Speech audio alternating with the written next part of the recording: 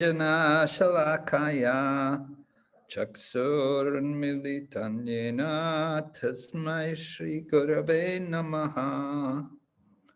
Nama Om Vishnu Padaya Krishna Prestaya Bhutale Srimati Bhakti Vedanta Swaminiti Namine.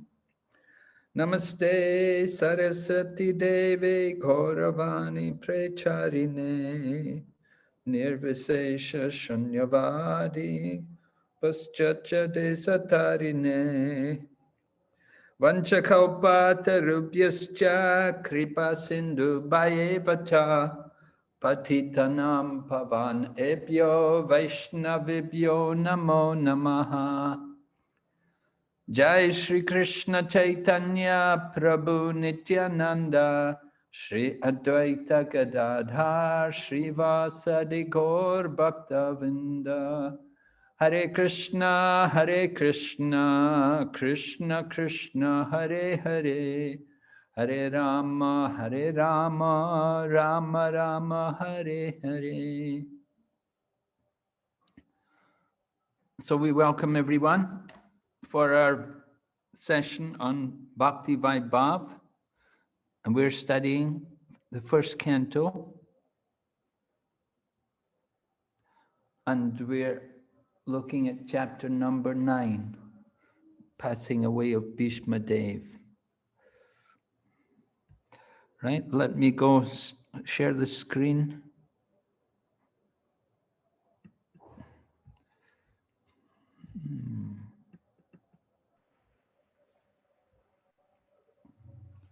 Is it okay? Is it sharing? Yes, Maharaj.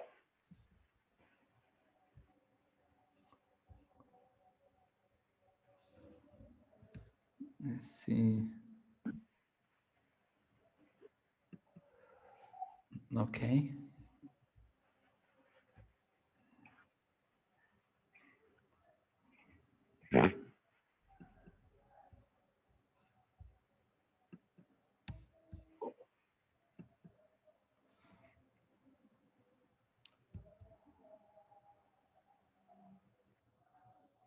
Okay, lesson 5, Passing of Bhīṣmadeva. Everyone can see? Yes, Maharaj. Okay, good.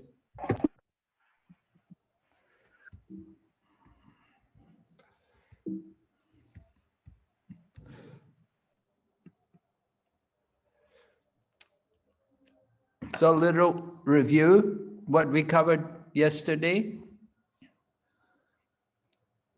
We were speaking about, we were hearing, rather, Queen Kunti's prayer, how she wanted to lose her attachment for her family.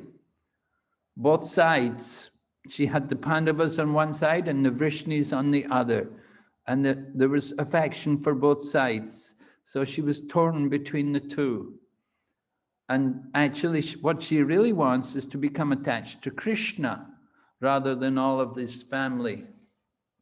So we were discussing a little bit about what is the proper attitude for a devotee in Kṛṣṇa consciousness. Is it appropriate for a devotee to have similar prayers as Queen Kunti and to lose all our attachment for the family members? Well, certainly, for some people, it's good. Srila Prabhupada certainly left home.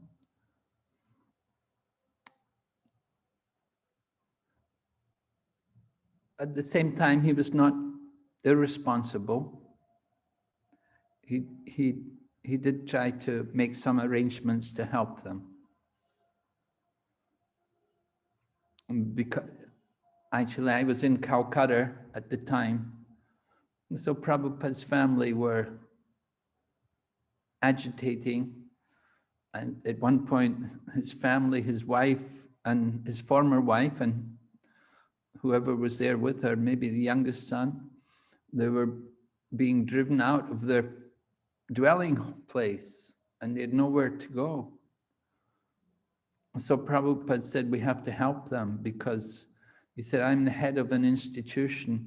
It's a very well-known institution. And if people find out that my family are living in the street, it will not look very good. It will be very bad for public image. So Prabhupada cared about that. He thought about that. Another time his son came. His son was at that time a young man, and he came to his father and he wanted to do business. He wanted his father to help him to start business. So Prabhupada told his son, he said, you can sell my books. So the son was, for some time, he was distributing Srila Prabhupada's books to the universities and colleges and libraries. So Prabhupada engaged his son just as he engaged his disciples, the same way, just book distribution. Interesting. So not neglectful. We cannot deny these feelings of affection. Can't be artificial. Then we talked about Maharaj Yudhishthira's dejection. One of the reasons why he was feeling dejected, because how many crores of people had died in the battle of Kurukshetra? 64. Oh, 64, huh? Good number, huh? Quite a... 640 million. 64 crores. My goodness. So you could understand, we did that exercise yesterday about Varnashrama after a world war. So Maharaj Yudhishthira, he was in that situation. 64 crores of people had died, and then he has to rule the world. So it was very appropriate for Bhīṣmadeva to explain to him everything about Varnashram Dharma. And so that was the other part here, that we had, with that exercise, we had an opportunity to pick up on points of Varnashram Dharma. Some of the interesting points, like Sudras don't get any money. Sudras are only given food. They're given nice food and they're given clothing. They say about Mahatma Gandhi, when Mahatma Gandhi had his program, he was recruiting people, and they were told, we will give you roti, kapre, and makan. Roti, kapre, and makan. Those of you who know Hindi, you know these words, like roti, chapati, and kapre, cloth, and makan is the dwelling house. So that's all you need. You don't need anything more. If you have these things, you're sad. So the idea is Sudras shouldn't be given money, because if they have it, they'll use it for sinful activities, gambling and drinking and these kind of things.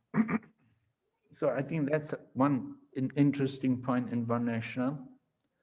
Anybody else would like to bring up some other points about Varnashram, which they learned from Bhīṣmadeva or from Prabhupada's purports?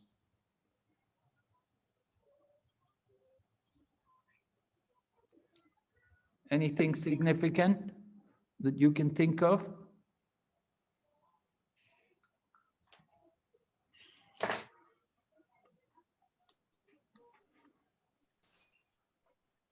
Of course, the need for Varnashram training, the arranging marriage for women. Yes, anybody? Hare Krishna Maharaj. Yes, Prabhu? Brahmana has to read Srimad Bhagavatam and Bhagavad Gita, and Vaishya should protect the animals, and Kshatriya should protect the community. These are four basic things. Okay, thank you, Prabhu. Yeah. The Vaishyas have to protect the animals and take care of the cows. And Kshatriya has to give protection.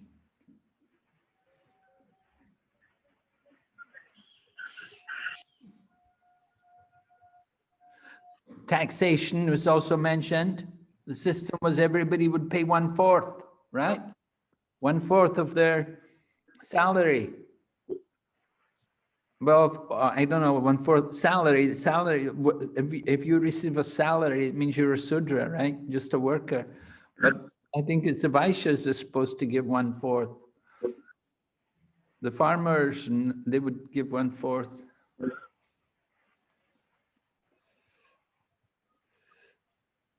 And the Kshatriyas, they cannot beg, but the Brahmanas can beg. All right, any other points? Anyone? Yes, Maharaj. Hare Krishna Maharaj. Yes. If you have permission, can I say something? Yes, please do. Yeah, actually, it was mentioned that everybody wants to remain happy, and to remain happy, we have to please the Lord. And whatever things are available, they are available by the mercy of Lord. So this point was mentioned that everybody, the king, the spiritual master, the father, they have to put their dependents in the service of the Lord. So this is something which basically a qualified person like a king or father or spiritual master, they have to ensure. And if they are not able to ensure, there will be total chaos and there will be a lot of unhappiness and misery. So this was one of the points. And second point was that women should basically be quite like it is used that they should be shy. Like women should be shy. They should not basically not shy. So that way it was explained that it will result into adultery and that kind of thing. The culture which basically India is trying to imbibe from the advanced countries, that women should be shy. That kind of thing I got from the verse, Maharaj. Thank you, Maharaj. Thank you very much, Prabhu.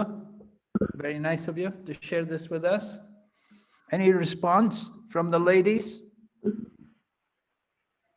Of course, ladies are naturally shy. Most ladies, unless they're brought up in a very materialistic, hedonistic society, generally women by nature are shy. They learn from their mother. And people should be taught, Prabhu was saying people should be taught to depend on the Lord and whatever is provided by nature, by the goodwill of the Lord. We spoke about that yesterday, about the industries and factories, and they're not really necessary. We can get everything just simply by depending on the Lord, depending on nature. Everything is provided for our need. We don't need all these chemical factories. We don't need slaughterhouses. We don't need shopping malls. Okay, we'll go ahead. Now, here's Grandfather Bhīṣma. Oh, what is this? Okay, chapter 9, overview. We heard about Grandfather Bhīṣma instructing on Varnashram Dharma. And then at a certain point, time comes, Grandfather Bhīṣma feels it's actually time for him to fix his mind or to depart from the world, and he prepares himself for departing from this world, right? Because the period of Uttarayana came, the sun changed its direction, and Bhīṣma, this is a time when he was planning to depart from the world. He'd already spoken for many days and on many different topics and given a lot of instruction and advice to Maharaj Yudhisthira and pacified his mind. And now it's time for him to make his very glorious departure from the world. So text 29 to 34 describe how he withdraws his consciousness from the world and focuses it on Lord Kṛṣṇa. And of course, Grandfather Bhīṣma is very fortunate because he has Lord Kṛṣṇa standing in front of him. So he's able to really focus on Lord Kṛṣṇa. Lord Kṛṣṇa is there, it's described Chaturbhuja, four-armed form, appearing before Grandfather Bhīṣma. And not only does he focus his eyes looking at the form of Kṛṣṇa, but he fixes his mind on Krishna and he begins to recount some of the different pastimes which grandfather Bhīṣma had, or even sometimes pastimes which he was not present, but which he remembers. And he recounts them in the presence of all the devotees. Remember, Vyasadeva is there, and so many great sages have all come to see grandfather Bhīṣma, because Bhīṣma is, he's like a demigod. Although he's in a human form, he's like on the level of Shiva and Brahma. He's actually one of the 8 Vasus, but he'd taken this human form, and he's been given the blessing by his father, his great father, Maharaj Santanu, that he can remain alive as long as he wants. And when he's ready to depart from the world, he can depart. So although his body was filled with arrows and he's laying on this bed of arrows, not comfortable, but he's able to maintain his life, and he is waiting for this auspicious moment. Lord Krishna has come in front of him, and Bhīṣma fixes his mind on Lord Krishna.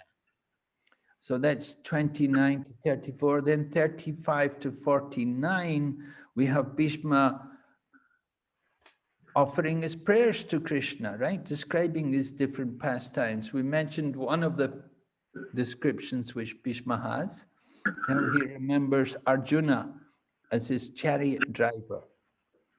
Rather, Krishna as the chariot driver of Arjuna. And he even describes Lord Krishna by the name Vijay Shaka, which means that one who is the friend of Vijay Saki, the one who is the friend of Arjuna. So he described Lord Krishna in that way. And Prabhupada explains to us how Lord Krishna likes to have himself described in relation to his devotees. We know Srila Bhaktivinoda Thakur, he gave us so many nice songs with the names of Krishna, like Yashomati Nandana Braja Paranakara, these kind of songs. Udila Aruna Purababaje. So many songs, the names of Krishna, and many of the names of Krishna are in relation to his devotees and to his different pastimes. So Krishna takes pleasure in that, in being connected with his devotees. So there are many verses, we'll go through them a little bit, and then at the end of the section, we'll hear how grandfather Bhīṣma departs from the world, and then Maharaj Yudhisthira has to begin ruling the kingdom according to the instructions he'd received from grandfather Bhīṣma. So this is the main points of the chapter. So we request you just take a few minutes just to read over verses 33, 34, and 38, and give us some points about Bhīṣmadeva's relationship with the Lord. Right? Can you just look through these few verses? 33, 34.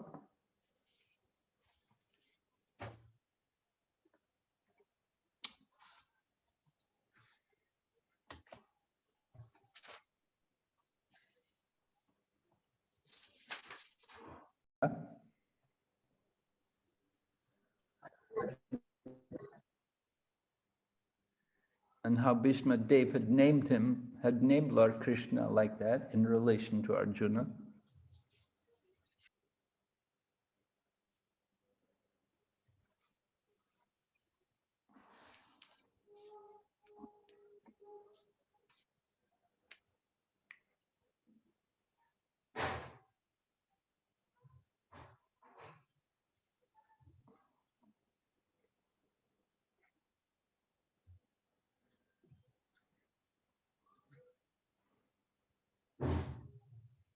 Yes? And anybody? Do you have anything you've picked up anything about Bhīṣmadev's relationship with Lord Krishna?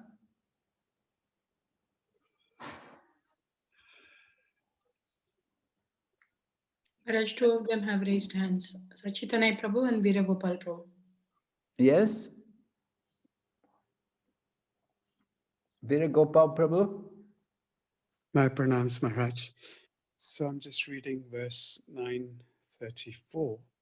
And in here, his relationship is very intimate and he's so absorbed in Sri Krishna that he notices every minute detail of his whilst he's on the battlefield. So this is quite intense.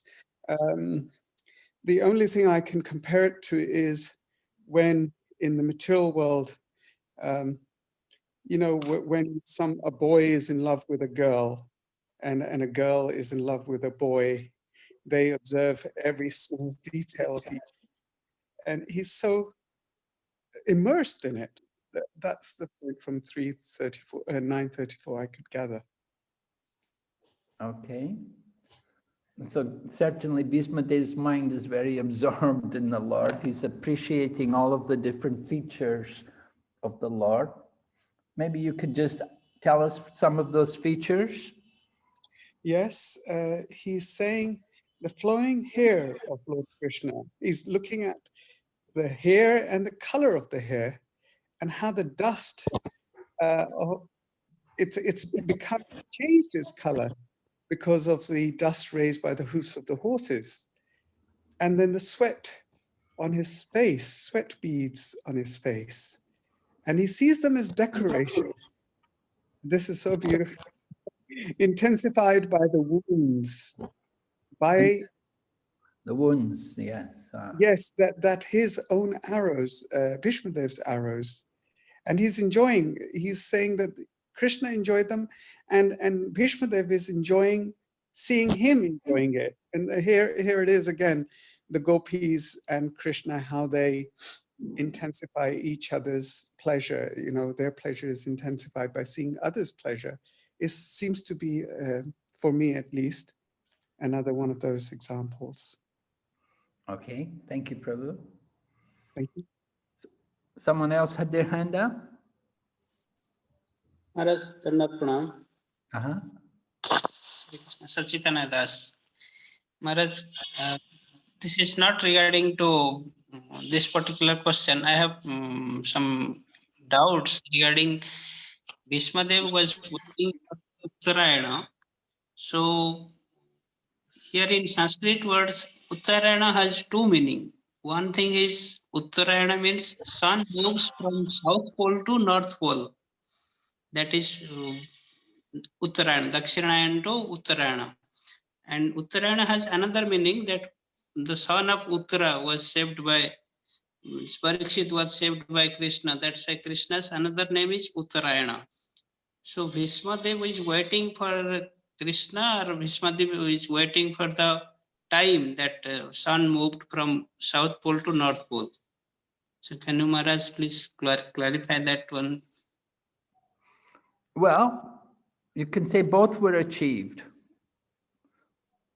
So, of course, Lord Krishna had been there for some time.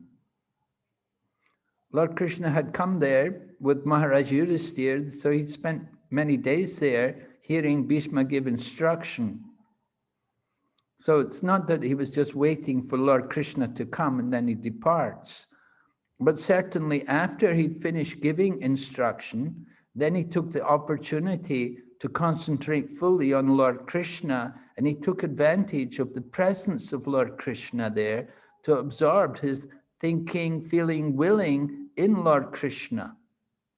His mind fully focused and entered fully into Lord Krishna, on Lord Krishna. So he certainly took advantage of the presence of Lord Krishna, but he also took advantage of that auspicious time of the movement of the sun. So both purposes were achieved. He waited for both, right? Certainly as a devotee, he doesn't need to wait for Uttarayana. He doesn't need to wait for the sun to change direction. Prabhupada explains, and Lord Kṛṣṇa also explains in the Bhagavad Gita in the 8th chapter, that for the devotee, they can leave the body anytime. There's no question of inauspiciousness for a pure devotee. One in Krishna consciousness, he can leave the body anytime. He doesn't have to wait for Uttarayana to leave the body. So in that way, he was not waiting for the time. He was waiting for Kṛṣṇa only, right? Yeah, but I told you, Krishna had already been there a long time. But he wanted, so that he wanted at the last moment of his life, he could see Kṛṣṇa face to face, then leave his body. Well, of So course. he was waiting for Of course, that. that's described in great detail. Yes. That's the whole point. We're explaining that. But he also took advantage of that time. But for a transcendental devotee, he does not need any. Yeah, he doesn't time. just to show the example to others, because others may criticize. Because he has that power that he can leave the body at will. So he chose to wait for that particular time when he could, for the auspicious time, because it's an example to others, other mystic yogis, not just everyone, but mystic yogis in particular, they want to leave the body at that particular time. So he's showing the example to others. I explained this yesterday. I explained Prabhupada left the body in Vrindavan to show example to others. Now, he didn't have to leave the body in Vrindavan. He can leave the body anywhere, but for an example, to teach by example. Right? In Bhagavad Gita, 3rd chapter, it describes the great souls. They have no duties to perform, but still they do everything. Why? For the purpose of teaching others by their example. And we have in the Bhagavad Gita, Krishna gives the example, Maharaj Janaka. And then Lord Krishna said he himself performs his duty to teach others for the purpose of showing the example. So here we have also Grandfather Bhīṣma leaving the body. He's showing an example for some people who are not so devoted, those people who may not be such devotees. But for the pure devotee, definitely it doesn't matter. There's no doubt about that. Okay, Maharaj. Thank you, Maharaj. Hare Krishna. Maharaj, I have one question. The point permission is there. May I ask? All right. From the example of Prabhupada that you mentioned that he went to Vrindavan in his last days. So for us, regarding the application of these principles, does it also mean for us that if we are living in our last years, or we should also stay in Vrindavan so that we depart from Vrindavan or something like that? Is it Well, correct? certainly it's recommended. Thank you, Maharaj. Kṛṣṇa Maharaj, Yes. Bhīṣmadeva had got relations with the Lord, and verse number 33, as a servitor, he had thrown the arrow, and Lord took as if somebody throwing the flower on him, offering the flower. And in verse number 34, piercing of the arrows to the Lord, he felt like biting of Financy. And in verse number 38, Bhīṣmadeva has got a relationship with the Lord, fighting as an enemy. So there are 3 kinds of relationship with the Lord Bhīṣmadeva has got. Okay, one is as like a lover. One is lover, second is servitorship, and third is as an enemy. The enemy, right. Okay, thank you very much. Would you like to explain more about how Bhīṣmadeva is the enemy of the Lord?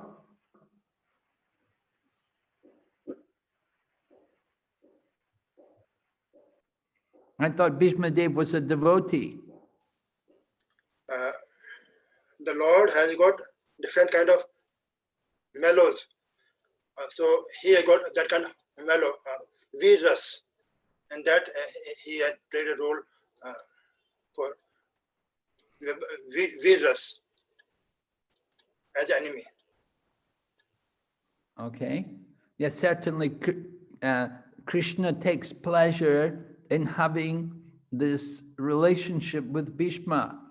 That although Bhīṣma is on the other side of Lord Kṛṣṇa and he's a devotee, it's very pleasing to Kṛṣṇa to fight with his devotee.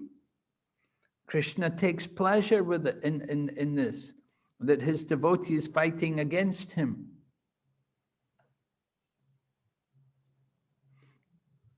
And we can see in the picture, in this illustration on the slide just now, how Lord Kṛṣṇa is coming towards Bhīṣma carrying the chariot wheel. That Bhīṣma vowed that tomorrow I'm going to kill Arjuna, and he had special arrows ready to kill Arjuna. But then Arjuna, and he gave the arrows to Duryodhana, and Duryodhana was keeping them, and he said, tomorrow I'll give you them, you kill the 5 Pandavas. And then what happened was, that night Arjuna came and he asked Duryodhana that, you said you'd give me something, can you give me those 5 arrows you've got? And so Duryodhana had to give the arrows to Arjuna. So this was Lord Kṛṣṇa's trickery. Kṛṣṇa had told Arjuna, go and get those arrows, take them from Duryodhana. And so then Bhīṣma heard about this, so he understood the next day. He said, tomorrow Kṛṣṇa will break his promise. Lord Kṛṣṇa had promised not to fight, but we see him picking up the chariot wheel. He's coming towards grandfather Bhīṣma. He wants as if to kill him with the chariot wheel. And grandfather Bhīṣma is surrendering. He's not trying to resist. He's not trying to fight back. He's offering him his body. He's happy to be killed by Lord Kṛṣṇa. He's willing to let Lord Kṛṣṇa kill him. But of course, just at that point, the battle ended and Bhīṣma was saved. And Arjuna, he's trying to stop Lord Kṛṣṇa. He's trying to hold back Kṛṣṇa, but Kṛṣṇa is angry. He's rushing towards grandfather Bhīṣma. So this is all for the pleasure of Lord Kṛṣṇa.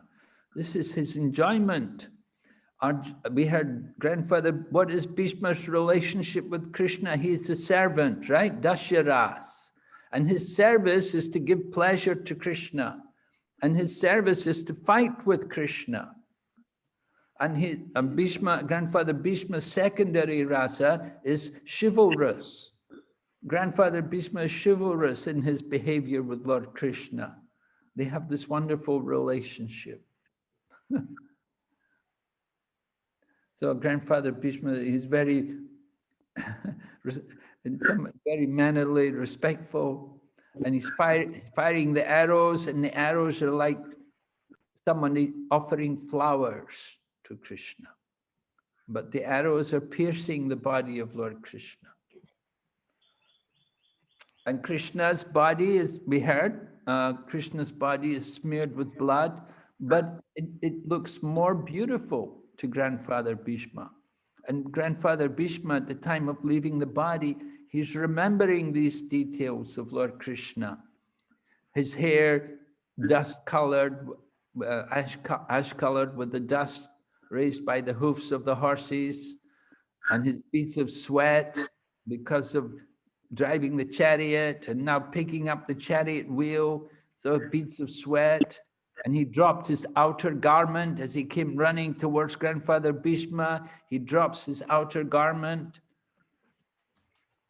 And grandfather Bhīṣma is remembering all of this at the time of death. This is how his mind is occupied in remembering Lord Kṛṣṇa.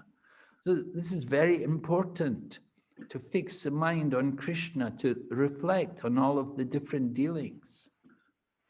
Right? So this was one of the pastimes grandfather Bhīṣma was remembering at the point just before he leaves the body.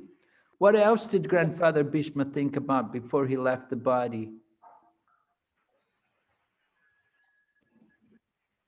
Anyone else remembers some other pastimes he was thinking about? Who else did he think about? Hare Krishna Maharaj. Yes, Hare Krishna. Bhīṣmadeva thought about gopis. What did he think about the gopis? Maharaj, I am not really remember, but I just remember that he thought about gopis at that time. Anybody else is there would like to tell us why Bhishma brought up the gopis? Anyone?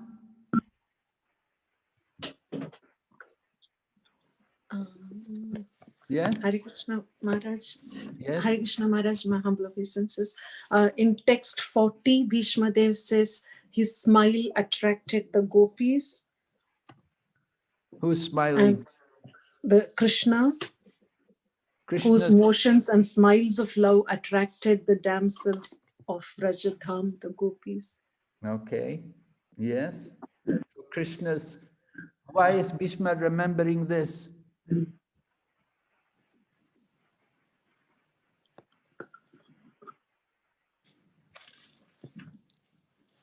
Bhishma's a brahmachari. Why he's thinking about the gopis? Maharaj, in purport, Srila Prabhupada said because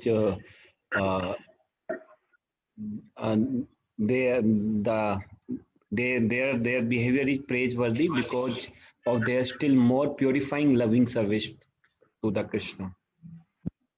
Yeah, they're even on a higher level than Arjuna. Then Arjuna.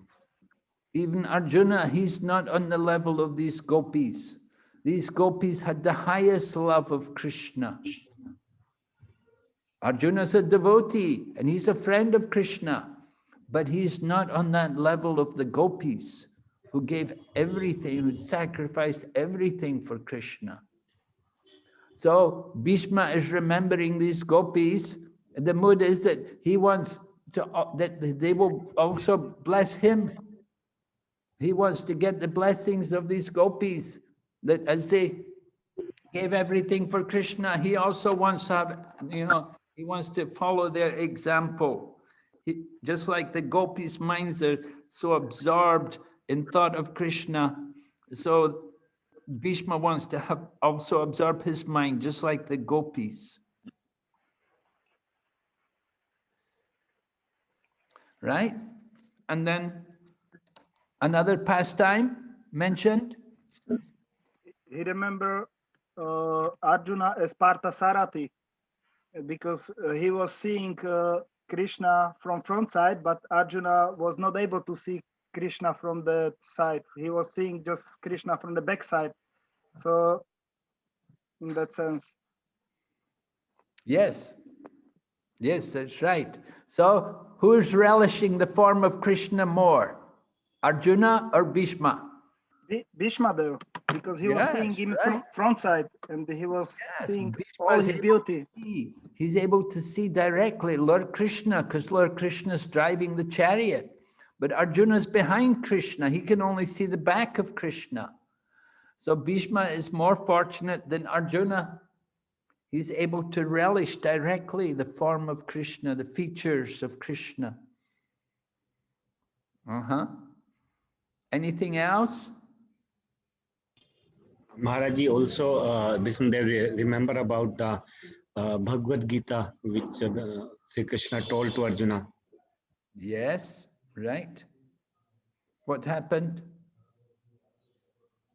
Because when Arjuna got perplexed about seeing his own kinsman, then to make him out of ignorance, Krishna himself spoke the Bhagavad Gita. So Bhīṣmadeva was remembering that. Right. Right. Arjuna says to Krishna, bring the chariot into the middle. I want to see everyone who's assembled here. And Lord Krishna pulls the chariot into the middle and said, there's Bhishma, there's Drona, and there's all these different, all the other different sons of Dhritarashtra. And then Arjuna becomes overwhelmed and perplexed. That should I fight? Should I not fight?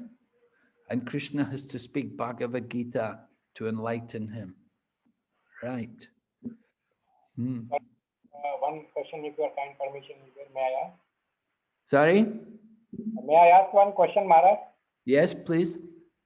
Maharaj, the Bhagavad Gita was spoken on the first day of the battle. Is this correct understanding? Spoken when?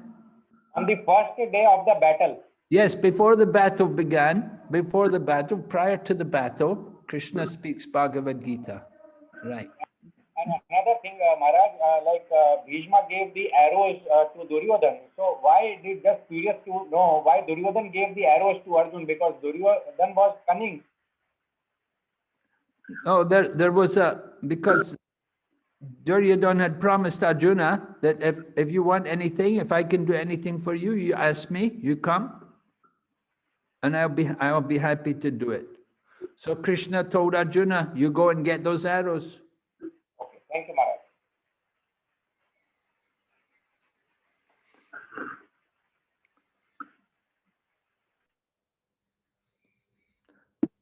One more thing which is mentioned also in the prayers of Grandfather Bhīṣma, he mentions also about the Rajasuya sacrifice.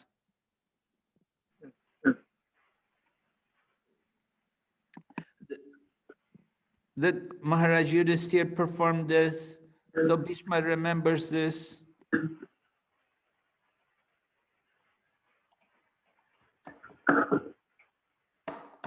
All the great sages and everybody had come, great kings, they all came to attend the Rajasuya sacrifice.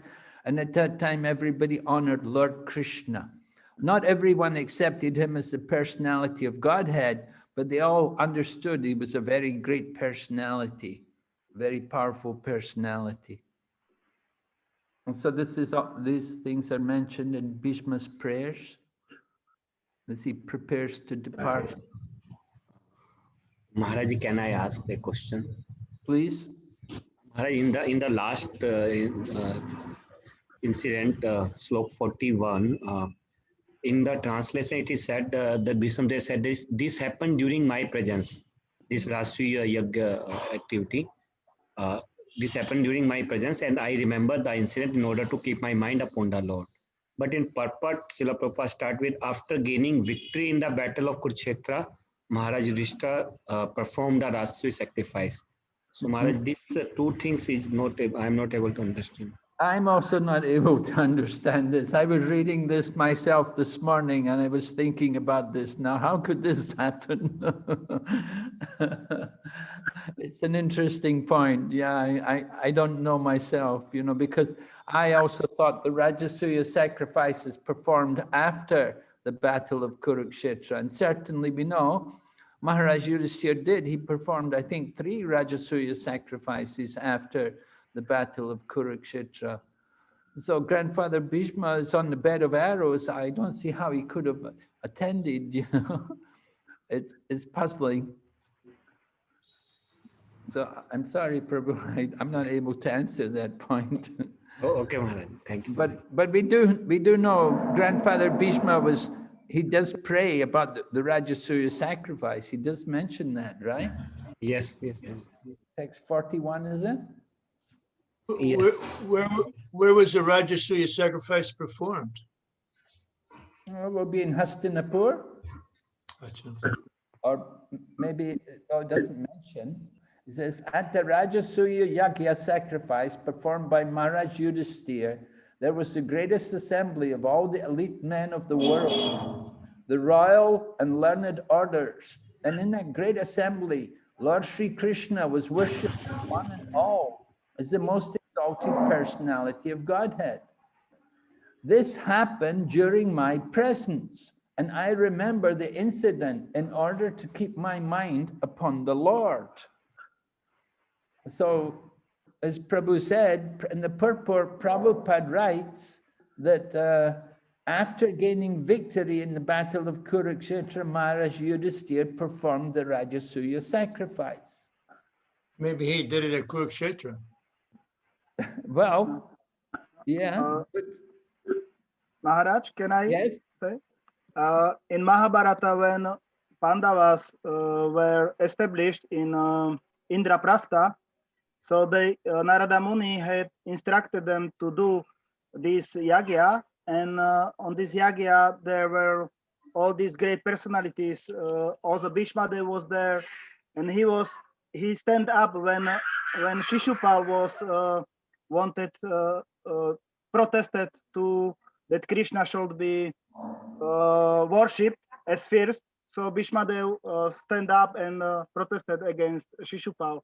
So I think this was the kind of sacrifice there, which is remembering Bhīṣmadeva, because there was Lord Krishna was there established as the Lord, as the first person which should be offered the honor. Yes, You know? right. Ugra Puja, Agra Puja. Yeah. Yeah, but the point is, Prabhu, you see, Prabhupada is saying here that this yagya was performed after the battle of Kurukshetra. Yeah. So Yes, maybe there's some other yagya after that also. I doesn't know. I don't. Yeah. Anyway, it's not so clear. I'll try to find out. I'll ask some other people who know more. Maybe someone can enlighten me. All right. Okay, so we'll go ahead. Let's see. Oh, well, it comes time. Oh, let's go through the slides first of all. Would someone like to read here?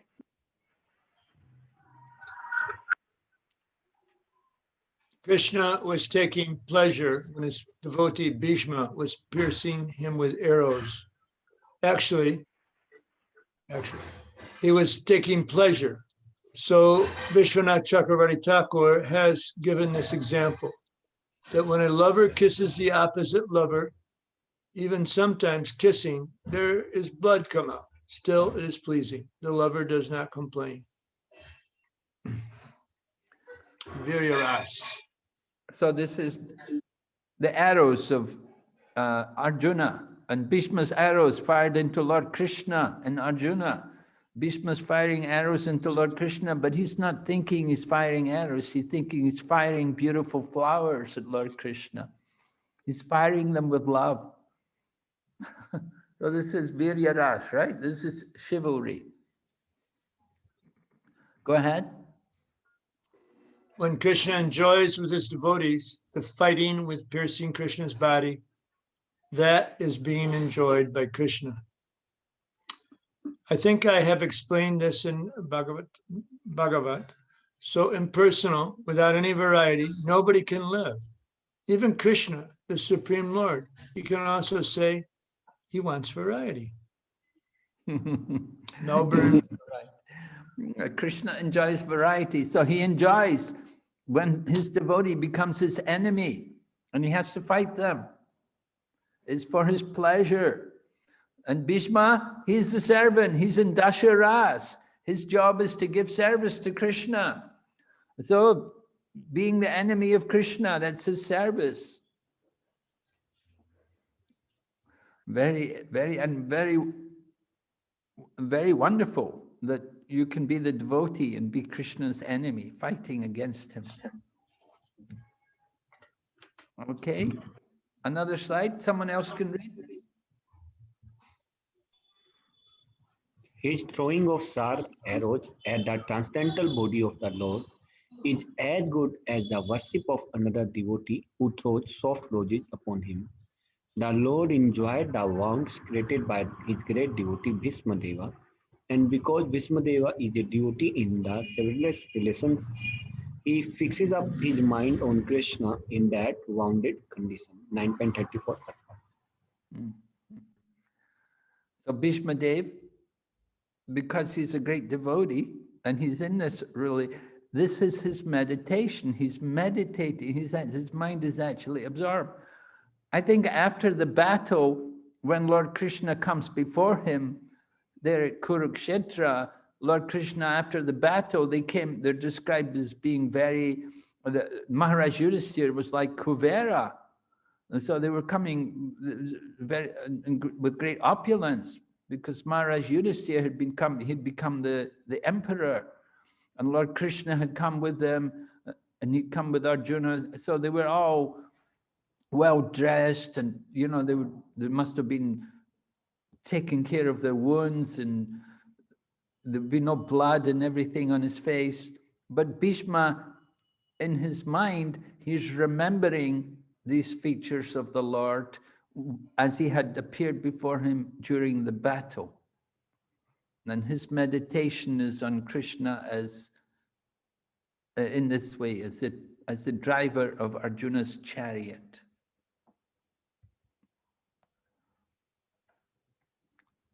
Someone like to read? Another person?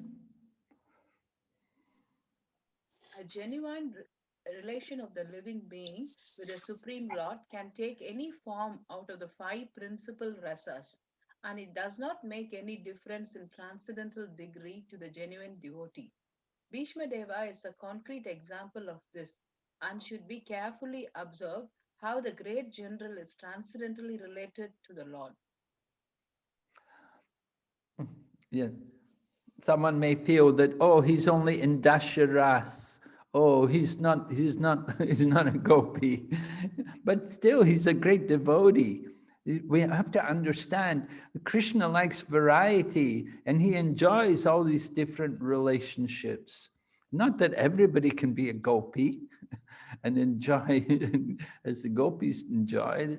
It's a special ras. And so the variety, Kṛṣṇa he enjoys variety. And Bhīṣma is a great devotee, and he's providing great pleasure for Lord Kṛṣṇa.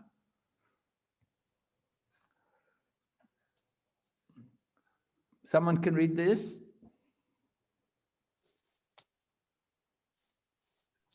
In obedience to the command of his friend, Lord Sri Krishna entered the arena of battlefield of Kurukshetra between the soldiers of Arjuna and Duryodhana. Go ahead. And while there he shortened the lifespan of the opposite party by his merciful glance. This was done simply by his looking at the enemy. Let my mind be fixed upon that Kṛṣṇa. Could you explain to us about this merciful glance of Lord Kṛṣṇa?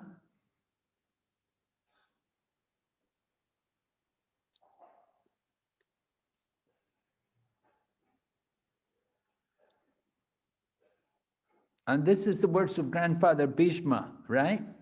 Right. Grandfather Bhīṣma is describing about the merciful glance of Lord Kṛṣṇa. Hare Krishna Maharaj. Yes. Maharaj, here the Lord has glanced over the grandfather Bhīṣma, and the Lord Bhīṣma has got the benediction that he will die at his own will. By the glance of the Lord on Bhīṣma, the life of the Bhīṣma is also shortened. Okay. So definitely the glance of the Lord on Bhīṣma is very good for Grandfather Bhīṣma. What about the other kings? Hare Krishna Maharaj, can I say something? Yes. Maharaj, actually it was the merciful glance because all those who have taken the darshan of Lord, they had basically got liberated, whether they were on the enemy side. So this was the benediction that the merciful glance, even though they are acting as Krishna's enemy or they are in the enemy's side, but the merciful glance means that if they have taken the darshan of the Lord, they are liberated. Yes. All of those who died in the battle, right? All 64 crore. They all got their swarup, right? If they died in the presence of Kṛṣṇa, they were able to attain their swarup. That meant that they could go back to Godhead. Some would go to Vaikuntha, and some may even went to Goloka, according to their swarup, because it's the glance of the Lord, the merciful glance of Kṛṣṇa, that they get liberation. So all of those people, this was Kṛṣṇa's mercy. Kṛṣṇa had come in the battlefield to give mercy to all those taking part in the battle, that they could all get their swarup. They'd all come to take part in the war, in the great battle. And because Lord Kṛṣṇa is there, and because they're able to see Lord Kṛṣṇa, and they're killed in the battle, they got their swarup. They went back to Godhead. Very merciful of Lord Krishna. And Grandfather Bhīṣma, of course, he's also very fortunate because Lord Krishna had personally come there to see Grandfather Bhīṣma on his bed of arrows and to appear before him at the time of the departure of Grandfather Bhīṣma, as Grandfather Bhīṣma prepared to leave this body, to leave this world. All right, is it clear? We'll go ahead. Someone else read? Fulfilling my desire. Go ahead, Mother, you go ahead. Thank you for listening. Fulfilling my desire and sacrificing to his first promise, he got down from a chariot, took up his wheel, and ran towards me hurriedly, just as a lion goes to kill an elephant. He even dropped his outer garments on the way. Fulfilling my desire. What was the desire? Bhishma's desire. To fight with Krishna, or that was my desire. That's why. Bhishma was desiring to fight with Krishna. Krishna Maharaj. Hare Krishna. Yes. The desire of Bhishma was that Lord should break his promise that he will not take up the weapons during the battle. Right. It was the desire of Bhishma that either Arjuna will die or Krishna must take part in the battle. And Krishna had promised he wouldn't take part. So did he take part or didn't he? Yes. Did he take part? Yes, Maharaj. What did he do? He picked up the wheel and he tried to hit Bhīṣmadeva. He had spoken whole Bhagavad Gita to Arjuna, and that way he fought. He spoke the Bhagavad Gita, in that way he fought? He spoke to Bhagavad Gita to Arjuna, and he motivated Arjuna. Arjuna was not willing to fight, and that's why he fought, and in that indirectly we can say that he fought like that. No, he inspired Arjuna to fight. Yes, Maharaj. Okay. That's still, I don't think that against him for inspiring Arjuna to fight. I don't think that, but you may say like that. Interesting. Okay, so just like a lion goes to kill an elephant, usually the lion's more powerful. They're the king of the jungle. The elephants are big, but the lions can kill them. So Krishna came running with his chariot wheel. And then Grandfather Bhīṣma, he's just ready to surrender. Yes? Go ahead, Mataji, you can read more.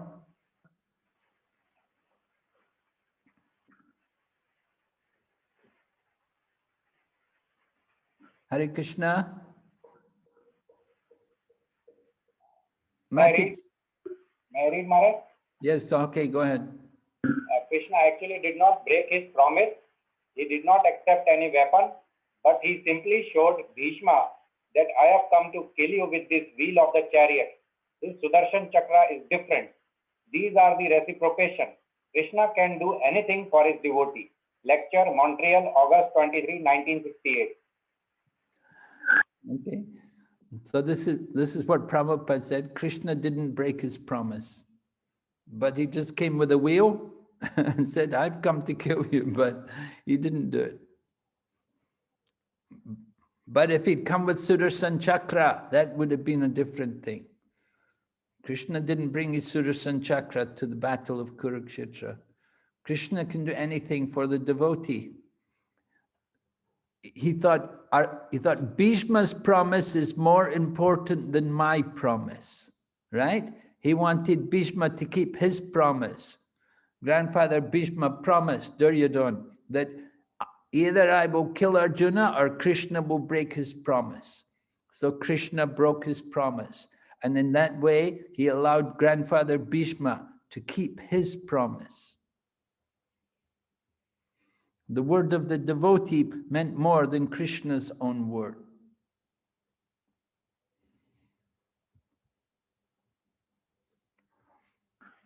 Yes? Someone please read.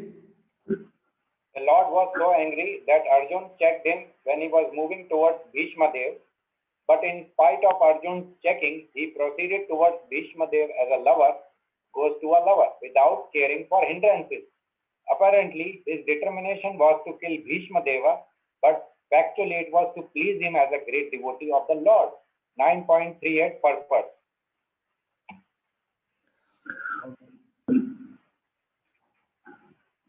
So, in spite of Arjuna's checking, Arjuna, he's trying to keep Kṛṣṇa back. He doesn't want Kṛṣṇa to break his promise. He remembers Kṛṣṇa promised not to fight. And Arjuna thought, oh, this is not good. Kṛṣṇa's breaking his promise. And he's trying to hold Kṛṣṇa back. But Kṛṣṇa, no, I'm not going to let him get away with this. You know? Kṛṣṇa's a little angry. The Lord was angry. Arjuna was checking him. And he's coming. But of course, it's the loving relationship between Kṛṣṇa and Bhīṣma. And Arjuna, of course, he has also his loving relationship with Kṛṣṇa. Arjuna is trying to hold Kṛṣṇa back, but Kṛṣṇa is, no, I'm going to go. And Prabhupada said, like a lover goes to a lover without caring for hindrances. So this determination actually is to please him as a great devotee. And it's very pleasing to Grandfather Bhīṣma. How do we know it's pleasing? Because he's remembering this at the time of his death, at the time of his departure. This is his meditation. He's meditating how the Lord came before him like this. How fortunate. Now, is Grandfather Bhīṣma feeling repentant about his actions, about his dealing with Lord Kṛṣṇa? Remember, he'd been firing arrows into the body of Lord Kṛṣṇa. So maybe could we think there's some repentance on the part of Grandfather Bhīṣma? No, Maharaj. You don't think so? He was more pleased rather than feeling repentance. He was what? More pleased. He was not pleased? He was getting more pleasure by remembering this incident rather than feeling repentance. I'm not understanding. I couldn't hear you clearly what you say, Prabhu. I'm sorry. Maharaj, I'm trying to say that Bhīṣmadeva, he felt more pleasure by remembering the whole incidents. Bhīṣmadeva felt pleasure remembering the incident. Yes. Yes, Maharaj. Yes, he did. Yes, definitely, that's true. He felt pleasure remembering the incident. And Kṛṣṇa, did Kṛṣṇa also feel pleasure in the incident? Yes, Maharaj. How do you know? He was in Veeras.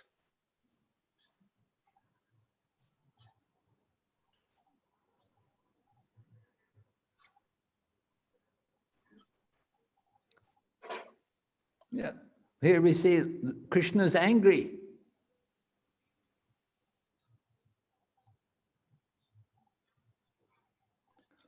But is his anger with Arjuna or is his anger with Bhīṣma?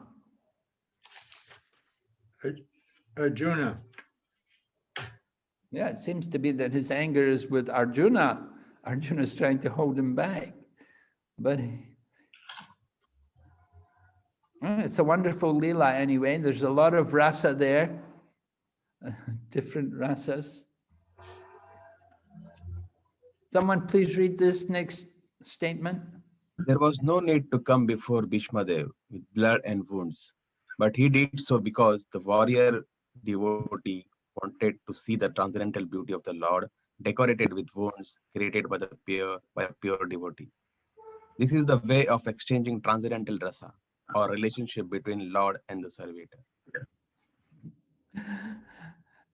Bhīṣmadeva wants to see Kṛṣṇa with all these wounds.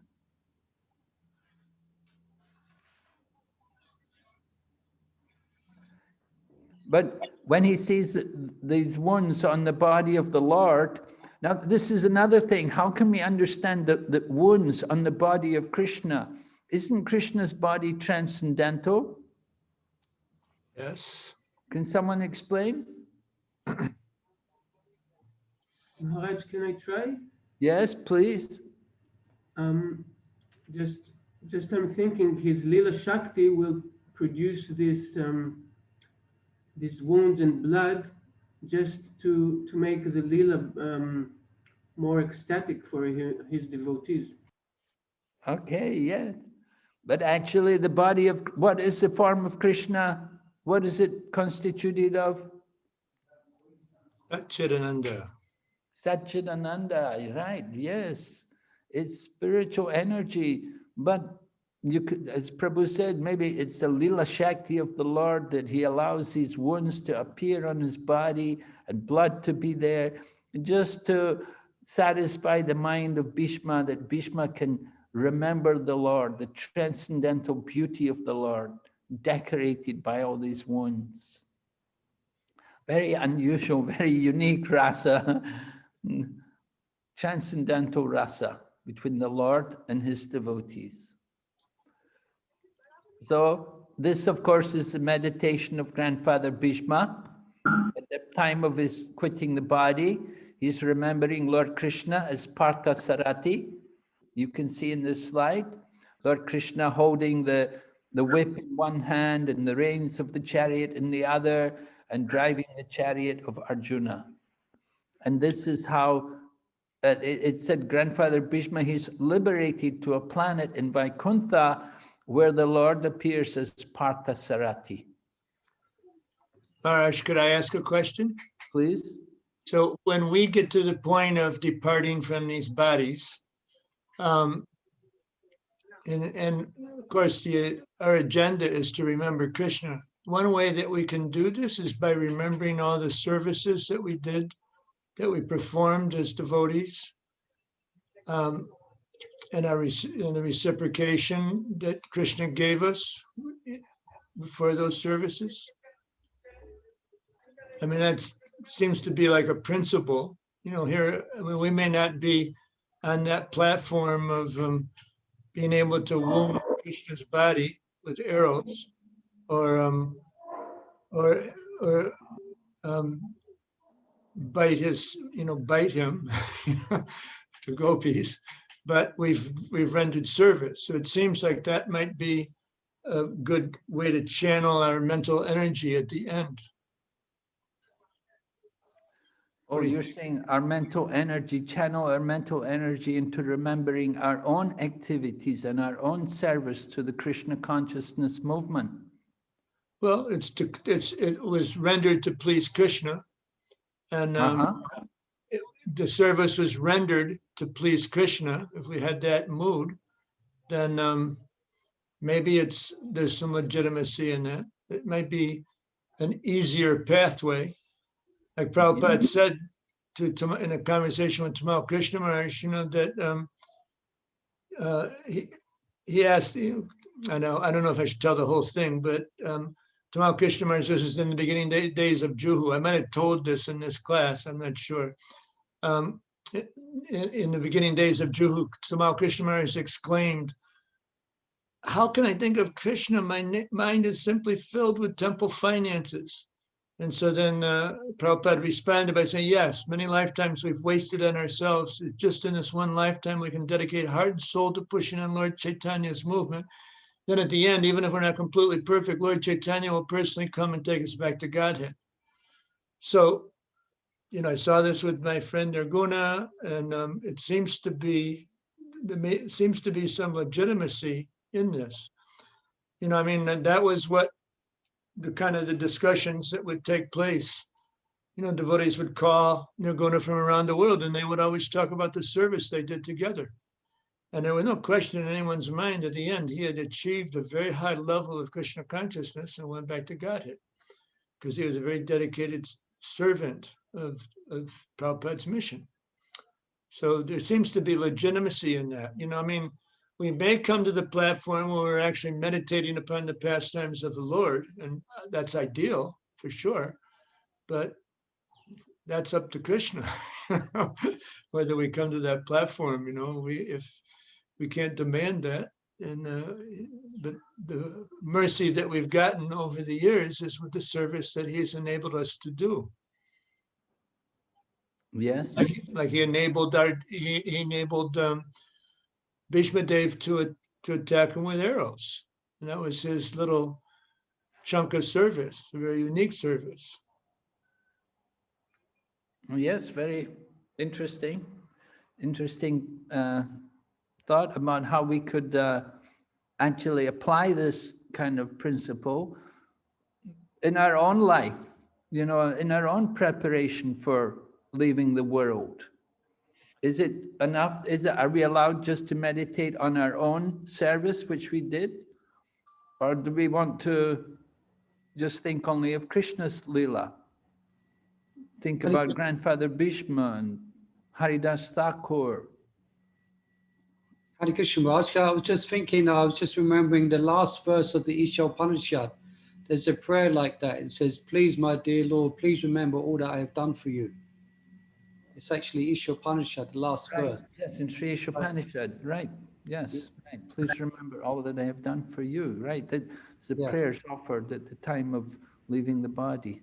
Thank you, Prabhu. Very good, yes. It kind of, it's so endearing, to our hearts, because we work so hard, to push the movement on. And it's something that's very close to our hearts.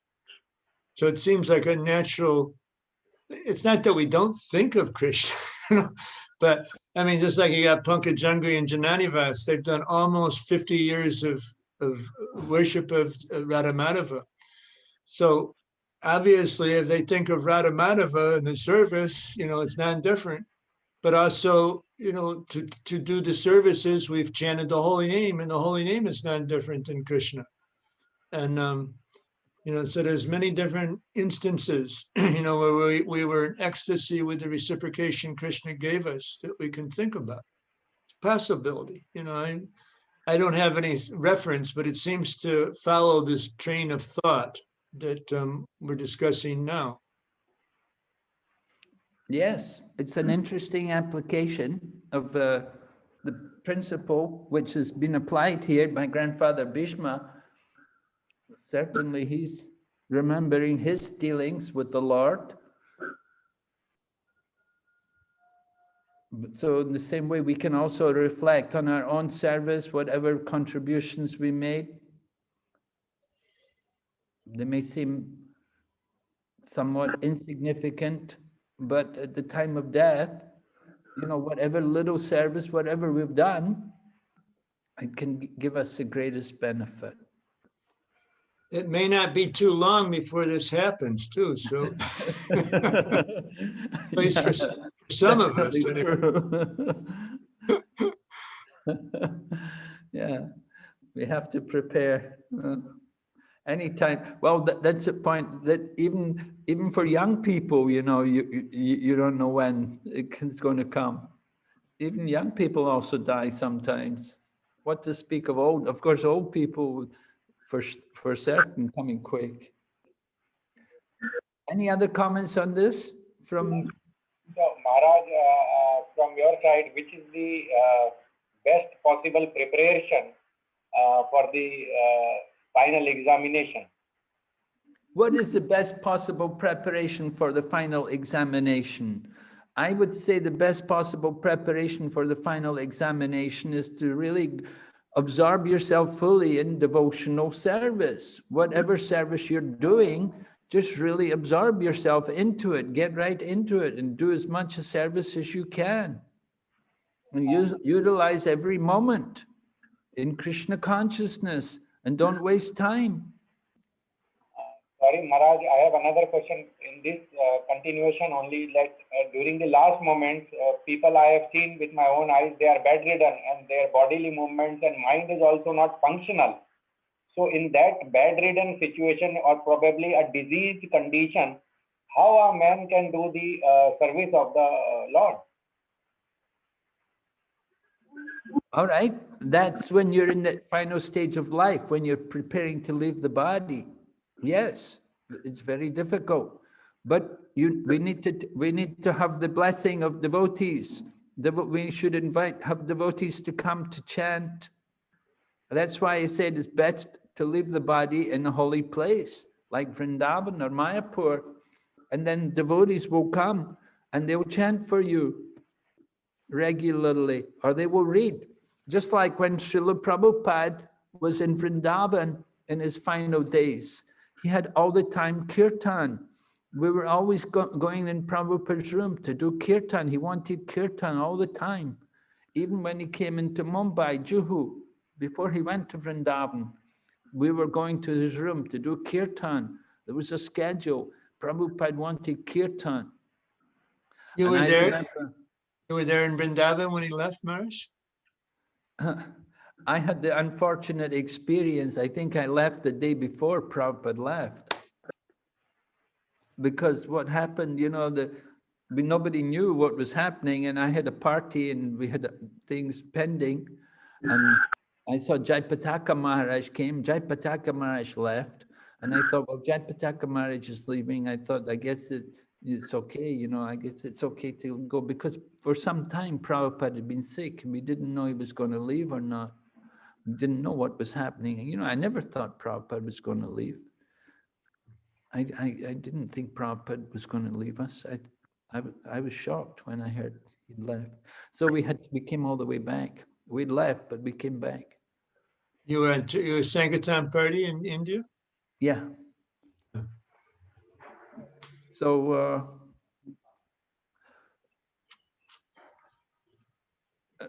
I forgot what I was talking about now. Well, the consciousness at the time of death. That was primarily right. Somebody's sick, you want to come to the holy place, and the holy place people will come and chant. And we were always coming to chant for Prabhupada. At the time Prabhupada left the body, you know, Pradyumna was sitting there reading from the purports of Bhaktisiddhanta Saraswati. Prabhupada wanted to hear.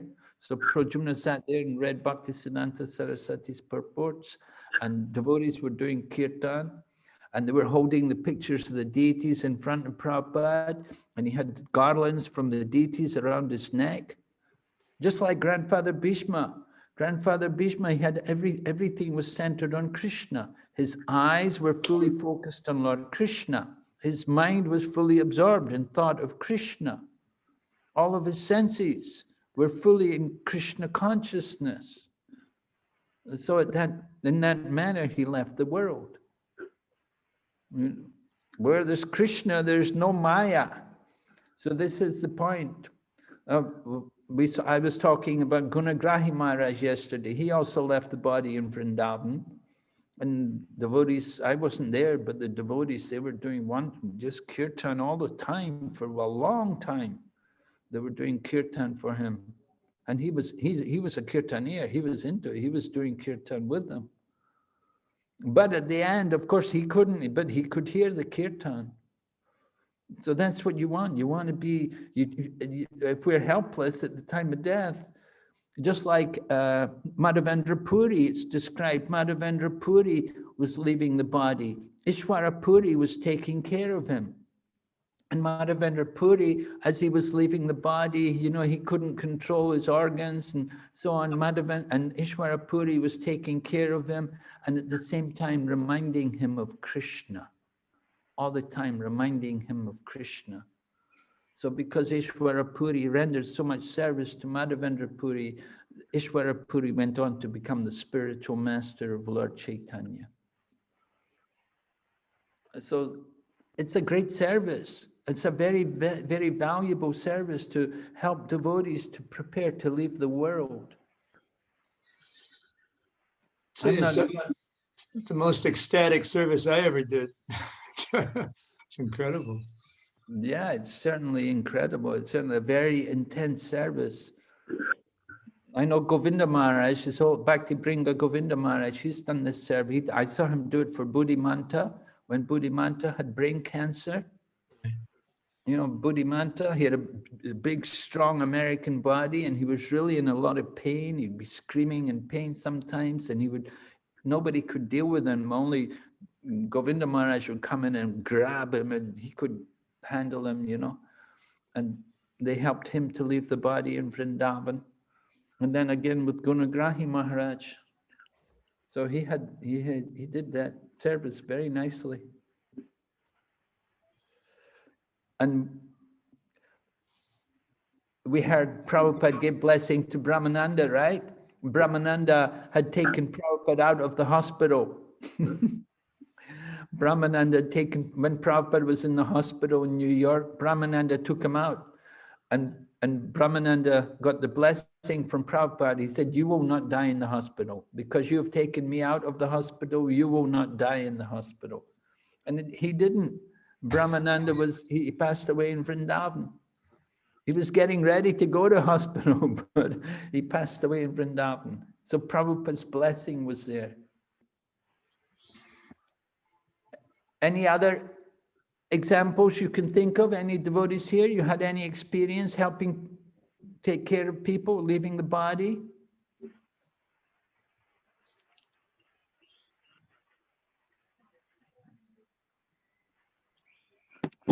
Yes, Maharaj, I had an experience with this.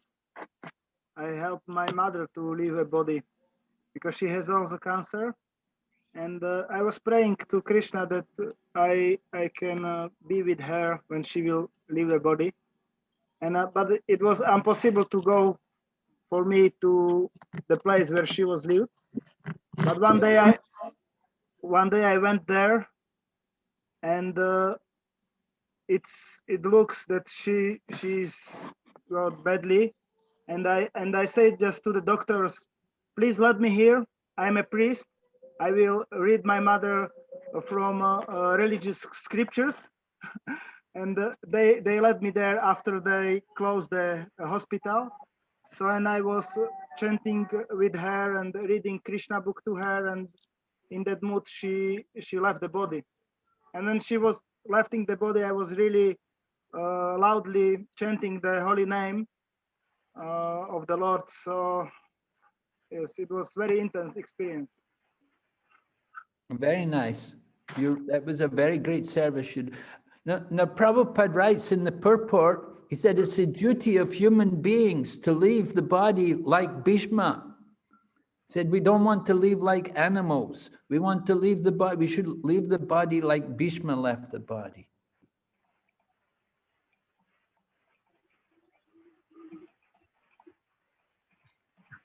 Yes? Any other points? Hare Krishna Maharaj, can I please share? Yes, please do. Like I remember, even in our childhood, when my grandfather left his body, like all the people in the village come to the house, and then everyone just only chant. There is no other talking. Everyone is just chanting. So how Srila Prabhupada has given us that culture, which is lost now. So I remember when my grandfather, grandmother, when they all left, like we were small children, but everyone told us, no, sit and chant, sit and chant. So it was just chanting that was going on in the house. Oh, so wonderful. Thank you. Very nice. Very nice. And they would chant Maha Mantra? Yes, Maharaj. Mainly the Hare Krishna Maha Mantra, or maybe Narayana, but mainly it was Hare Krishna. Wow, very nice. And I was also thinking about the Mataji in Scotland who left the body. That book is there, Simple for the Simple, Puri Maharaj's wife. Yes, yes. Yeah, and so in that book it is mentioned about Palindri Mataji who took care of her for the last time. And then I was thinking what happened to her, the devotee who served the Mataji. And then when we went to Govardhan, we saw that she lives in Govardhan. So she got shelter of Govardhan, and she doesn't leave. Yes. At that Radha Banbihari temple, the Mataji who takes care of the temple, she is Palindri Mataji. And then I saw that she is the one who served the Mataji. So I was thinking how serving a devotee, Kṛṣṇa gave her shelter in Govardhan. Yes. Near Kusum Sarovar, just next to Kusum Sarovar. Right. Yeah, I know that place. Yeah. Yeah. Wonderful. Thank you, Mataji. Very nice. Okay, we'll go ahead. Let's see. Would someone like to read for us, please? At the moment of death, let my ultimate attraction be to Sri Krishna, the personality of Godhead. I concentrate my mind upon the chariot driver of Arjuna, who stood with a whip in his right hand and a bridle rope in his left. Thus he became silent and his breathing stopped. All right. This is a glorious departure of Grandfather Bhīṣma. And of course, Haridas Thakur, his departure is also compared to the passing away of Grandfather Bhīṣma. And Haridas Thakur, how did he leave? He left in Kirtan, right? Lord Chaitanya came and all the devotees, and they had a big Kirtan. And Haridas Thakur held Lord Chaitanya's feet on his head and gave up his body, just like that.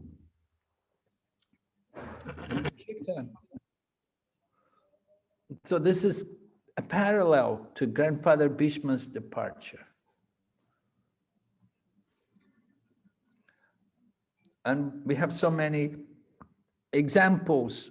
We have Srila Prabhupada's own example, how Prabhupada came to Vrindavan and how he had all the devotees, the devotees would come and tell him what preaching they were doing. Prabhupada would feel happy to see the books printed and to hear the book distribution scores. And Prabhupada would also, he always wanted kirtan. I had the experience, we were doing kirtan in Prabhupada's room in Bombay, in Juhu there, and the devotee I was with, he started to chant Govinda Jai Jai, Gopala Jai Jai. Prabhupada opened his eyes, looked at us and said, just chant Hare Krishna. Prabhupada just wanted to hear the Hare Krishna mantra, didn't want anything else. So that was one significant instruction I got from Prabhupada. Maharaj, could I make a small comment? Yes.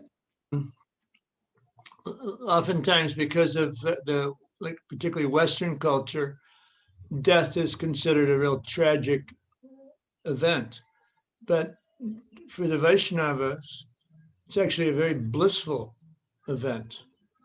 I mean, there's that feeling of separation, but I know with the experience with my friend Nirguna, it was like the atmosphere was just surcharged with bliss, and it was so auspicious. Wow, really? How long had he been there? He was 2.5 months in Mayapur, and I went to teach Nectar of Instruction in the VIH. My wife called me on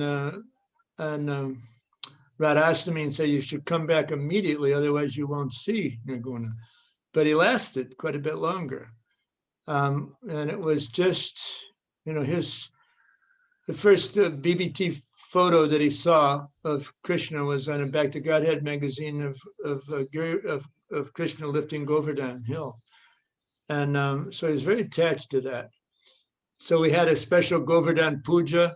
This was in the first MI classroom on the ground floor. This is where he left. We had all these BBT photos on the ceiling that he could see. And so we had a big Govardhan Puja. We had a Govardhan Hill that devotees built, and it was just ecstatic. And then he left. I can't remember the date now, but it was like maybe a week after Govardhan Puja, something like that. Were you with him when he left? I just came downstairs, because I was upstairs in my office making arrangements with the government so that his body could be cremated. And I came down and he just made his last breath. Just as I entered the room, there's ecstatic kirtan going on. And But yeah, it was amazing. We had an all-night kirtan.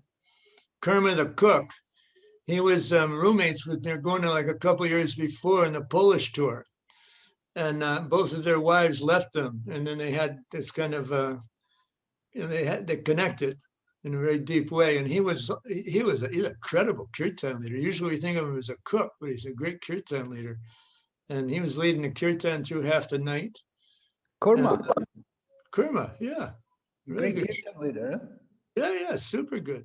Wow. And, the whole room, that first MI classroom, it was 16 by 20 foot. We had about 85, 90 devotees in there at the time of Nirguna's departure. Whoa. It was really an experience, a completely blissful one. And, just one miracle after another would take place. The night before, I'll tell you a little of this story. Jayapataka Swami was his GBC. He was temple president at the farm in Tennessee. And he had also married Jayapataka Swami's disciple. And then he was Sankirtan leader in Atlanta towards the end of his life. And so I arranged for him to speak with him on the phone. So like the night before he left, I went to Nirguna because I found Jayapataka Swami, located him in Los Angeles. And so I told Nirguna in 5 minutes, Maharaj will talk to you. And Nirguna, he kind of like pushed me away. It was like, I just had this energy, like he didn't want to talk. And so Grahila, the Prabhupada disciple who was an indexer for the BBT. Yeah. He was massaging his legs at the time, his legs and feet, because if he didn't get that constant, vigorous massage, he would be in excruciating pain. So he was on shift at that time. I went to Grahila and said, what's going on with Nirguna? He said, I don't know, Jamashtami, but I think he's about ready to leave his body. And then, so there was a doctor that Radhanath Swami arranged to come to Mayapur. He was, a specialist in, what do you call it? When someone's, that special medical specialization, when someone's ready to leave. Hospice care. Yeah, palliative care, that's it. So he came, I woke him up because he'd already taken a rest, and he checked his pulse and blood pressure. Yep, just a few hours left. So then we started the all-night kirtan, and then after Mangal Artik, I made an announcement and invited all the devotees to come, and so many came. So it was just like a really blissful experience for everybody, including Nirguna. He was in ecstasy. There's like, I don't want to take all the time, but there was like an amazing miracle that took place, at the end. And he spoke with Harisari about it. Harisari wrote about it. It's still on Dandavats, the passing pastime. Okay, thank you, Prabhu. Very interesting. Certainly, devotees leaving the body is something which we all have an opportunity to observe, and we'll have to also leave the body. All of us, we have a material body. We have to one day leave this body. So we have to prepare. We have to know what to expect, and we have to know what should be done. Oh, next quote, 944. Bhīṣmadeva, as a pure devotee of the Lord, entered the spiritual realm in one of the Vaikuntha planets, where the Lord, in his eternal form as Parthasarati, predominates over the unconditioned living beings who are constantly engaged in the service of the Lord. Prabhupada quotes. Someone can read this one?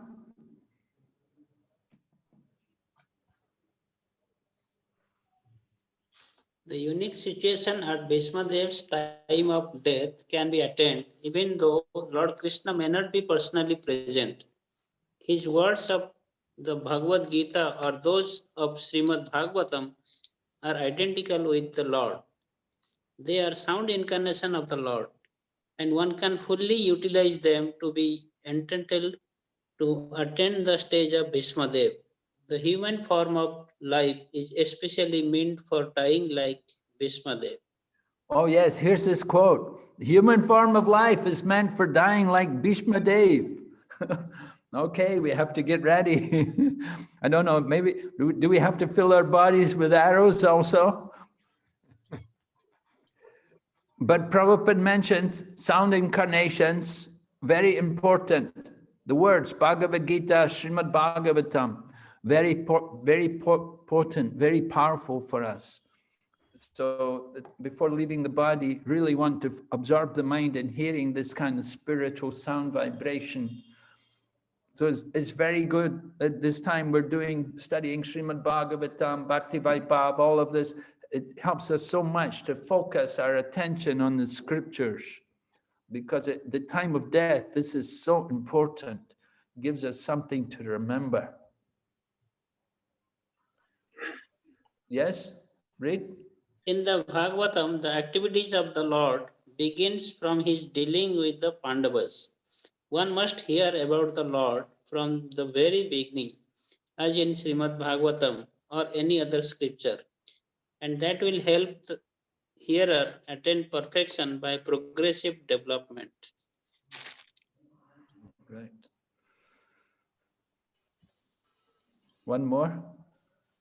One should not consider that the Lord's dealing with the Pandavas are less important than his dealings with the gopis.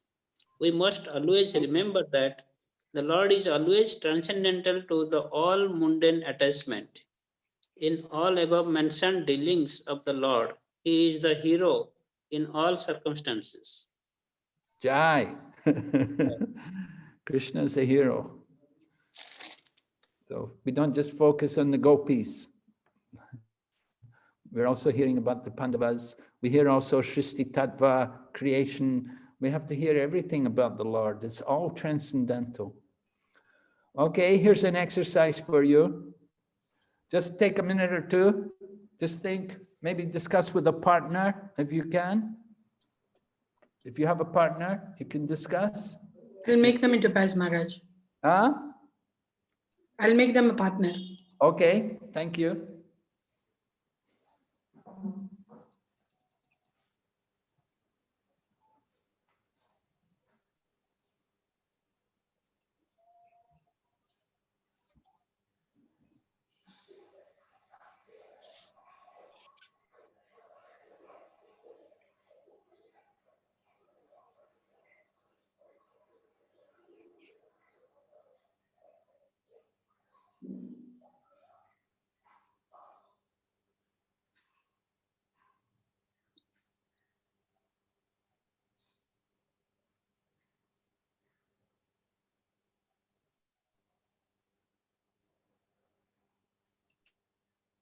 Detached and attached to Krishna. The same is with Bhīṣmadeva also.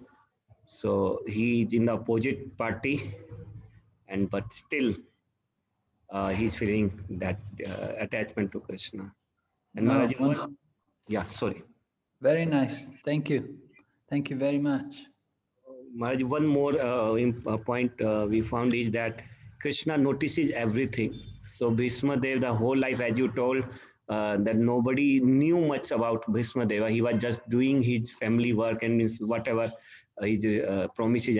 But Krishna knew, and at the last moment he did. So whatever we do for our Guru, maybe it's not noticed it, but they are noticing it, and finally they will give mercy on us. Jai. Thank you, Hari. Hare Krishna. Would anyone else like to share? Hare Krishna, Maharaj. I'd like to share. We was bringing up the point that bhakti overcomes everything. There is no impediment to bhakti. So even death itself has no, if there's when there's devotion, and actually it can be seen that sometimes death can be very favorable for a devotee's devotion. It's a favorable situation. And sometimes we see that devotees can make an incredible advancement in the last stages, just before death. They can make more advancement than sometimes they make in their whole life. When they really? Yeah. Have you seen something like? Have you seen some examples? I wouldn't say I have directly seen it, but I've read that book that Mother mentioned called Simple for the Simple. And it gives accounts there how Ratnaranjini is the mother's name. She was having realizations of her relationship with Kṛṣṇa and her Pacific service. So details were revealed, and that all happened in the last few weeks of life. Because we might say, you know, obviously when death is coming, then one's material attachments become obviously futile. So then you have no choice but to take complete shelter of Kṛṣṇa, and from that comes wonderful realizations. Thank you. Very nice.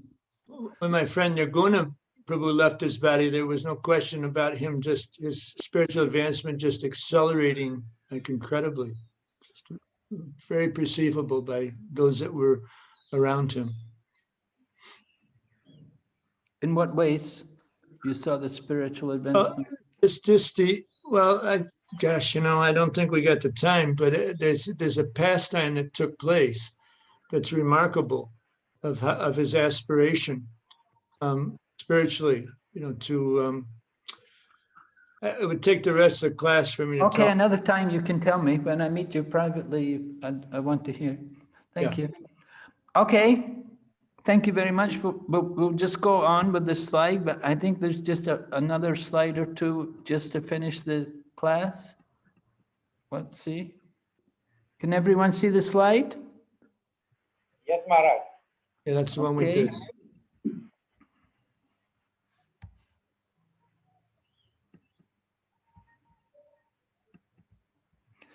Okay, quote from Prabhupada. In the Bhagavatam, you will find everything: politics, sociology, religion, culture, philosophy, science, everything you will find. It is not simply dogmatic, some miracles. No, it is not like that. It is a great science. Therefore, in the beginning, it is said, Nigama Kalpa Taror Galatam Palam. Right? Nigama means the Vedic literature.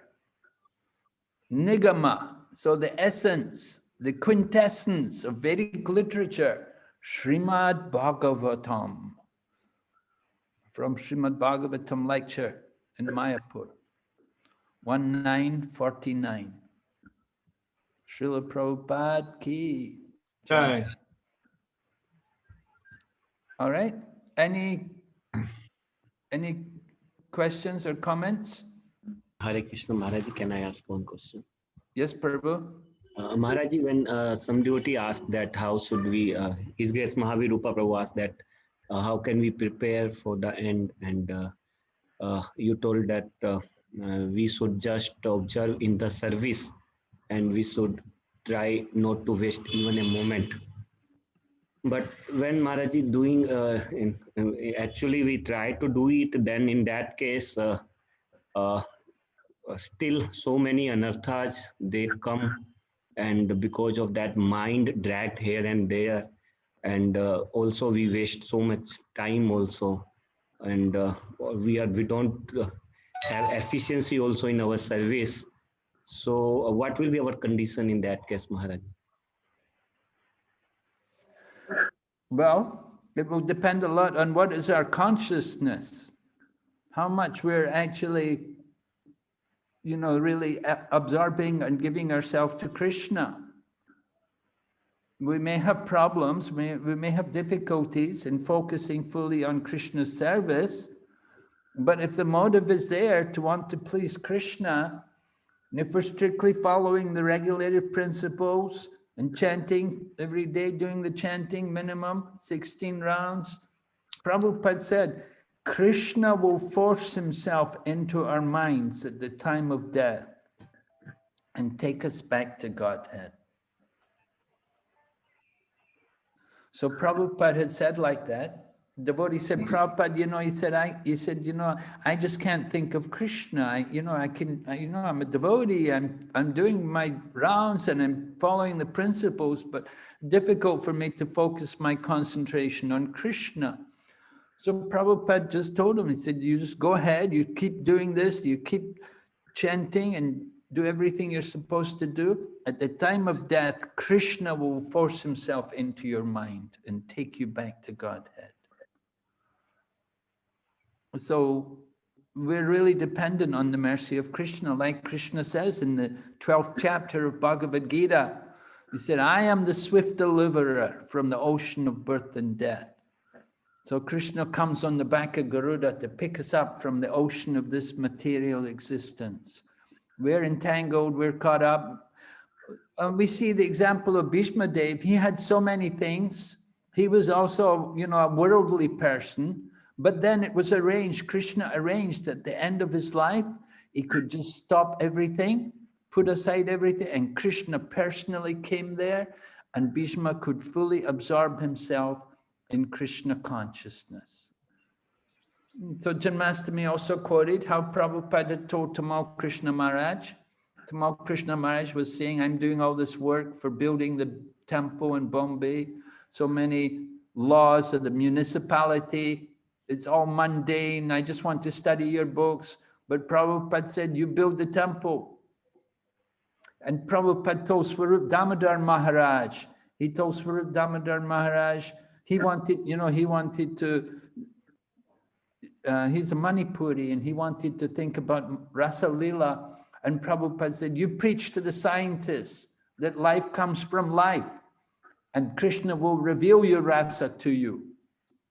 You don't have to worry what is your rasa. You just preach to these scientists the real origin of life, and Kṛṣṇa will reveal your rasa. So like that, we have to understand Prabhupada's mood. He encouraged always service, not to just, what is my rasa? What is my lila with Kṛṣṇa? But we're not worried for that. Prabhupada wanted to know, how many books have you distributed? How many properties have you acquired? How many devotees have you made? Prabhupada was very practical. So like that, we have to focus our mind, concentration, try to please Prabhupada. And if we please Prabhupada, then certainly Kṛṣṇa will be pleased. Any other question, comment? Thank you, Maharaj. What you just said, Maharaj, kind of supports this point about we can reflect upon the services we've done for Prabhupada's mission, at the end, and get real nourishment from that in our relationship with Kṛṣṇa. It's not that we don't hear, and we read Prabhupada's books, certainly, we hear. I'm just finishing. Yeah. But we can also reflect in this way.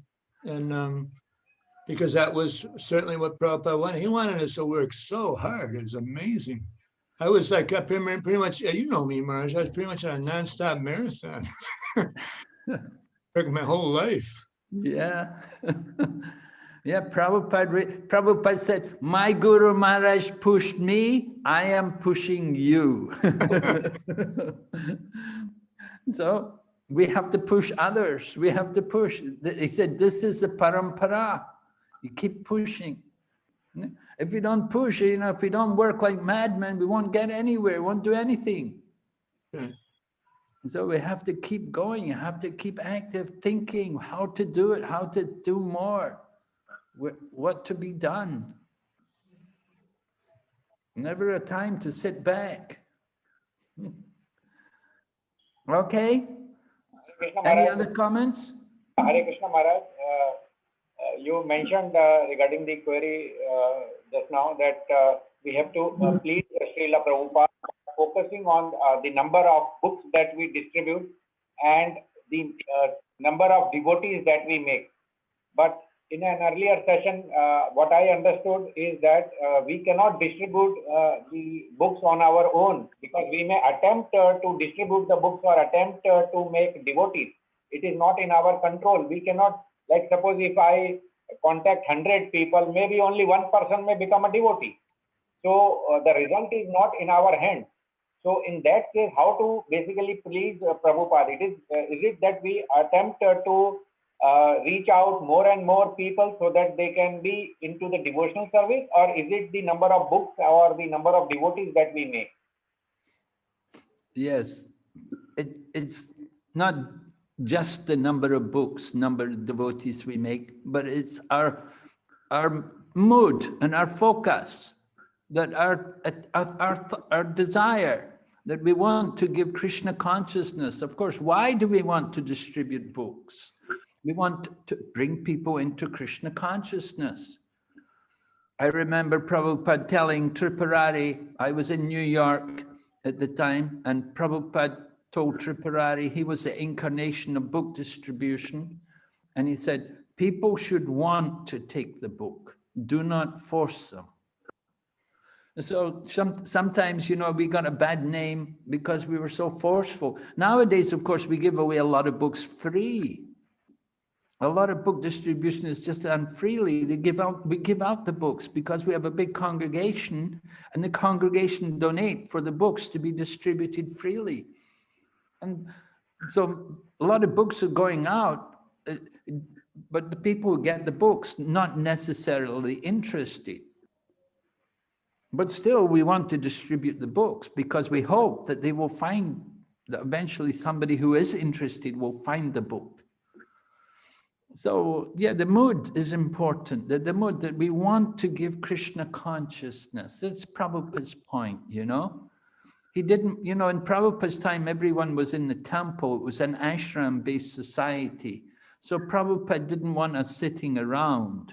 So he was concerned, you know, how much property have you got? How many devotees have you made? How many books did you distribute? That was, at that time, the focus was like that. Nowadays, the focus is a little different, you see. Nowadays, we try to put more focus, not only just book distribution, but we want to also educate devotees. We try to educate, get devotees to actually read Prabhupada's books. There's a lot of work going on trying to encourage people to read, because we do find that, you know, people for a long time were not reading, and we need to encourage the devotees to read Prabhupada's books and read them and study them as well carefully. So the different courses which we have, they all help to educate people. And if people really understand this knowledge, then they'll never forget it. That's a fact. If they really understand it, they'll never forget it. And so this is very important for us. It's not just only making devotees, but we want also people who will stay devotees, that they will give their whole life.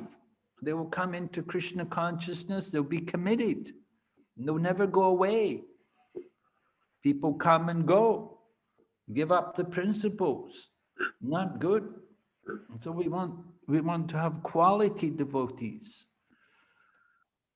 Yeah, we do like to have property as well, but we have to be able to take care of it. We don't just only want property. If there's nobody there, nobody living there, have a big building, many deities, and nobody there to take care of them, it's not very good. It's not what we want. The temple should be active. There should be programs, regular classes, lectures, kirtans going on. Temple shouldn't be empty. And temples are meant for everyone, not just only Indian, not just Hindus, for everyone. If we have only Hindus, then our movement is not successful. Prabhupada wanted everybody to take up Krishna consciousness. Give the message to the world. So we don't just only preach to Indian people, we want to preach to everyone, everywhere. So translating the books into all the languages of the world, very important. Okay? Yes, Maharaj. Any other comment? Anyone? I got a comment. I want to thank you for such a wonderful unit, Maharaj, and we're looking forward to the next unit with you. Okay. Okay, so I'll leave you to it, and I'll see you next Sunday, because next Saturday you have to do some class exam or something. Assessment, yeah. Assessment. Okay, so I'll meet you next Sunday. Okay, Right. thank you very much. Srila Prabhupada ki. Yeah. Thank you. Thank you, Maharaj.